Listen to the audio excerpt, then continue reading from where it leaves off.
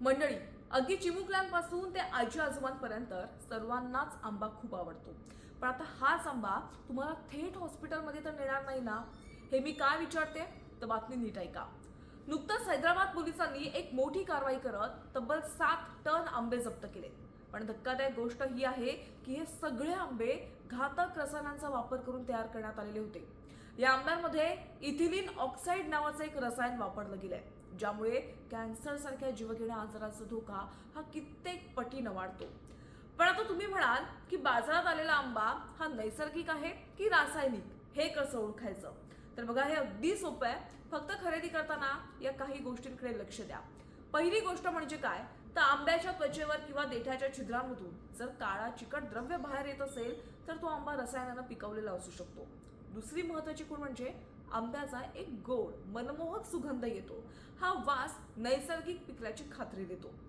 तर रासायनिक आंब्यांना एकतर अजिबात वास नसतो आणि एक विशिष्ट प्रकारचा एक उग्र औषधी वास असतो.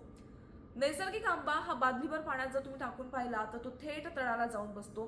त्या उलट रासायनिक आंबा हा पाण्यावर तरंगतो. नैसर्गिक आंबा दाबल्यावर मऊ लागतो. तो कापल्यानंतर त्याचा जो गर असतो, पल्प असतो, तो पूर्णतः लालसर, पिवळसर आणि रसाळ दिसतो.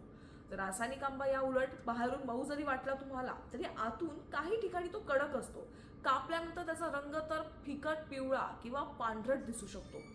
अनेकदा आपण फक्त चमकदार आणि पिवळा धमक रंग बघून आंबे विकत घेतो. पण मंडळी, केवळ आकर्षक रंगाला भुलू नका. निसर्गतः पिकलेल्या आंब्यावर थोडेफार डागही असू शकतात, पण तो तुमच्या आरोग्यासाठी सुरक्षित असतो. त्यामुळे आंबा खरेदी करताना अजिबात घाई करू नका.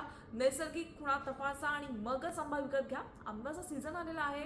आंब्याचा आनंद सगळ्यांनाच लुटायचा आहे. ही माहिती तुमच्या मित्रमैत्रिणींपर्यंत नक्की शेअर करा, कारण ही छोटीशी खबरदारी तुमच्या कुटुंबाला मोठ्या संकटापासून वाचवू शकते.